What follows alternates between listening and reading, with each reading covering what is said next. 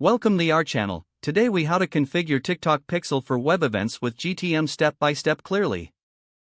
Start by logging into your Google Tag Manager account. Choose the appropriate container for your website. In the left-hand menu, click on Tags. Click the New button to create a new tag. Name your tag something recognizable, like TikTok Pixel. Click on the Tag Configuration box. Select Custom HTML as the tag type. Go to your TikTok Ads Manager.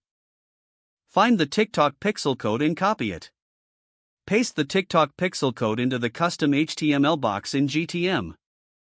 Make sure to add the necessary event tracking code based on the actions you want to track. Scroll down to Triggering and click on it. Click the plus icon to add a new trigger. Choose the trigger type based on the event you want to track, like page view or click.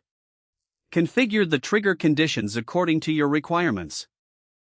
After setting up the trigger, click on Save. Review the tag settings and ensure everything is correct.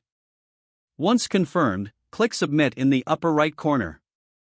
Add a version name and description for your changes. Then click Publish to finalize the setup.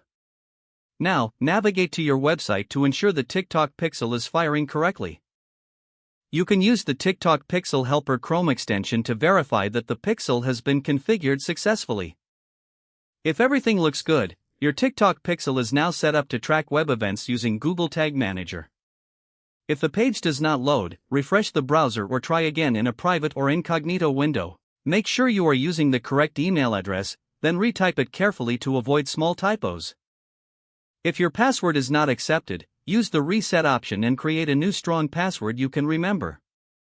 Check your spam folder for verification or security emails, then complete any requested confirmation steps. Enable two-factor authentication if available to improve account security and reduce unauthorized access risk. After signing in, review your profile details so your contact information and settings are accurate and current.